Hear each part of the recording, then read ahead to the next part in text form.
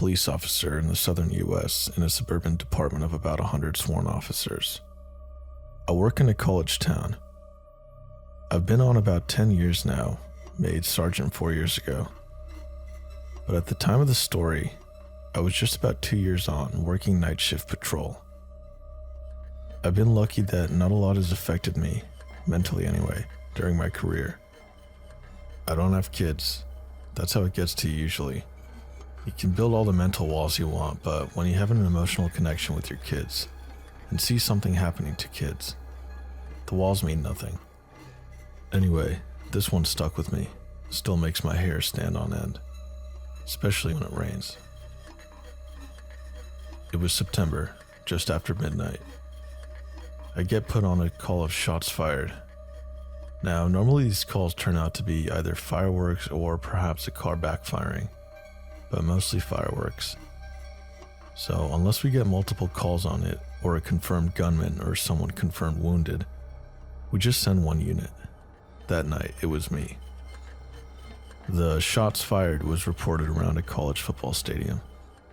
This was during football season, so there were a bunch of really big white tents set up all around the parking lots for tailgaters. I notified dispatch that I was on the scene and started rolling through the parking lots, casting my spotlight here and there. It was raining, pretty heavily, and hard to see.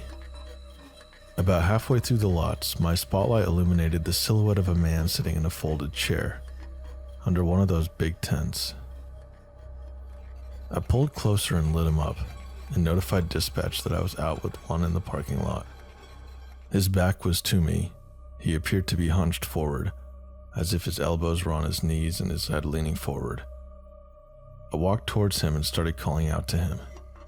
Can't remember exactly what I said, but something like, "Hey man, you okay? You heard anything strange? Can you come talk to me?" He didn't move or answer. As I drew closer, I lit him up with my flashlight. I then noticed the outline of a shotgun on the pavement next to him. Combined with him not answering and the nature of the call, it was enough for me to break leather and have dispatch hold the channel. I kept calling to him as I approached, asking him to show me his hands, etc. 30 feet, 20 feet, 10 feet. My handgun, Glock Model 22, has a Streamlight TLR1 light on it, so I had him lit up. 6 feet, under the tent with him. 5 feet, 4 feet. I close on him, come around to the front of him. Shotgun suicides are difficult. Often if they put the barrel under their chin, the blast from the barrel will blow the gun out from under their chin before the shot ever hits them. There was a guy in my hometown that succeeded in a shotgun suicide, only because he did it in front of a pond. He put the barrel under his chin and pulled the trigger, only managing to blow his face off. The coroner said he probably ran around screaming through the hole that used to be his mouth before he drowned in the pond. This guy succeeded, blew his head clean off. You do this job long enough, you notice funny little details. His elbows were indeed resting on his knees. It was as though he blew his head off, set the shotgun on the ground next to him, and then leaned forward and rested his elbows on his knees to think about what he'd done. About that time, I noticed that, even though I was under the tent with him, it felt like it was still raining. And then I looked up.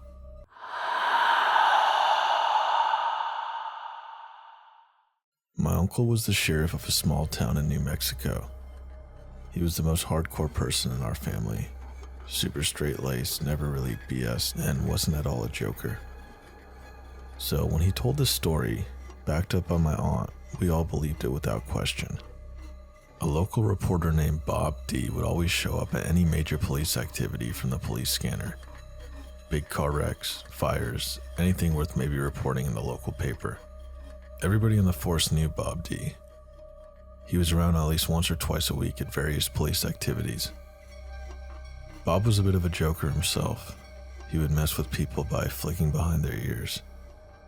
People would react to the flicks thinking it was a bug, only to turn around and see it was Bob jerking around. Everybody liked Bob. Unfortunately, Bob had bad lung cancer and died pretty suddenly. His wife buried him, against his wishes.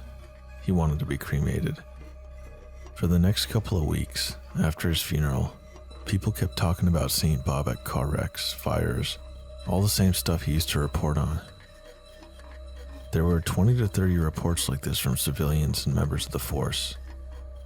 My uncle didn't buy it, until the night he and my aunt showed up at our house, gun drawn, pale as paper. We asked him what the hell happened, and he had to sit down, take his breath, compose himself, and start to outline what happened. Note, this is a guy that I never saw get rattled by anything. He said, my aunt and him were sitting on the couch in their house watching TV. My uncle kept scratching at his ear over and over. Finally, my aunt asked him what the problem was, and he turned around just in time to see their bedroom door open. Bob D. standing there in the doorway, clear as day. My uncle jumped up, cussed or something, got my aunt's attention, who turned to see him there too.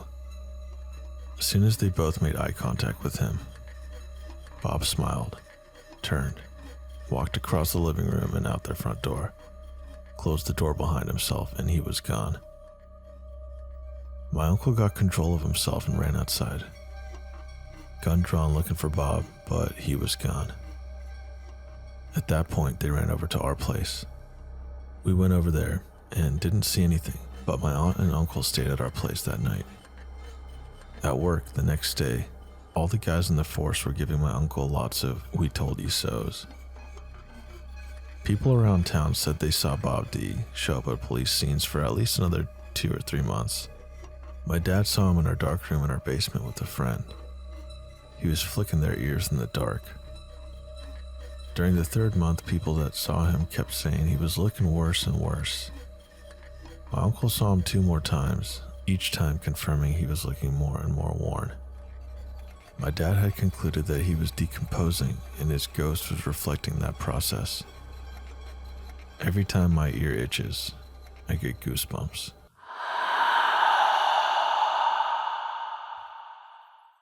My dad was a cop for 32 years. This was one of his craziest calls. A call goes out for reported screaming, and it's mid-January, which is an important detail for later. My father and another officer respond to find a known deranged individual, very long rap sheet, and has been in and out of psychiatric care for years, sitting on the front porch holding a double-sided wood splitting axe. Steam is coming up off the grass, and there are chunks lying all over the lawn. Upon interviewing the suspect, he admits that he and a friend were playing poker. The suspect was losing nearly every hand and came to the conclusion that his friend was a high-end, Southern for ghost, and was cheating him. The suspect grabbed the axe and chased his friend outside and hacked him into dozens of pieces, thus causing the warm blood to create steam on the grass. My dad tells the suspect that he needs to get into the police car because it's high-end proof. He said that the suspect dropped the axe and sprinted to get in the back seat while thanking them for helping him. TLDR, my father convinced an axe murderer to get in his cop car because it's ghost proof. I worked as a police officer in a small town in rural Nebraska.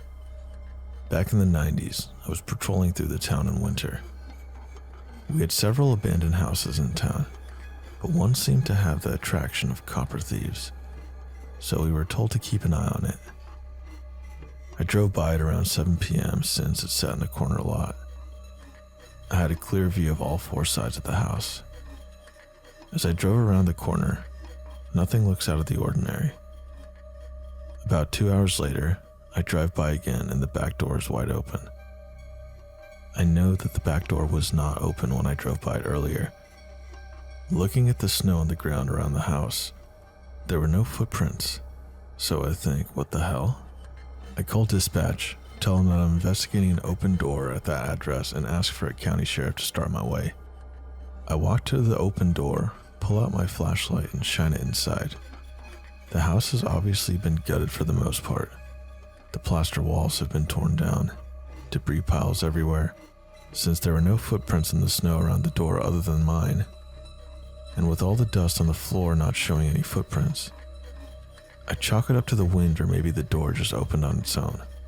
I was about to secure the door when I heard a loud thump come from upstairs and what sounded like kids laughing. So I enter the house and yell, "Police department, come downstairs." There's more sounds of what sound like kids playing. I tell dispatch that it sounds like there are kids in the house and start making my way through the kitchen into the living room where the stairs are, all the while cautiously checking the main floor. 2 or more times I hear something upstairs, but since I've had no response, I start thinking maybe it's an animal.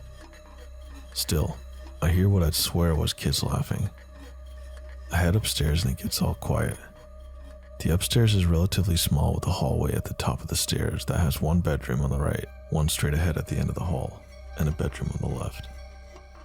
As I get to the top of the stairs, I hear a thump in the bedroom to the left. I carefully peek around the corner and it's an empty room with a small pile of plaster and wood debris in the middle. No kidding. Sitting on top of the pile of debris was a page torn out of a child's book with a picture of a police officer on it.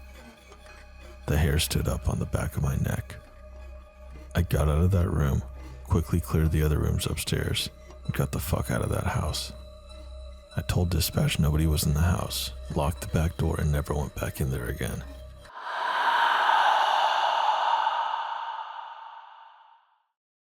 Hey guys, just want to take a quick moment to say thank you for all the likes, comments, and subscribes. Really means a lot to me as a new YouTuber. If you enjoyed the video, please consider hitting that subscribe button and the notification bell, because I am planning on posting at least 100 videos this year and keeping an active pace. Although with all the support I've been seeing, I'm actually thinking of trying to hit 200 or 300 this year. Lastly, if you have a true scary story or a paranormal experience that you want me to read here in my channel, go ahead and write it and email it to me at drhaunts@gmail.com, along with a note of how you wish to be credited.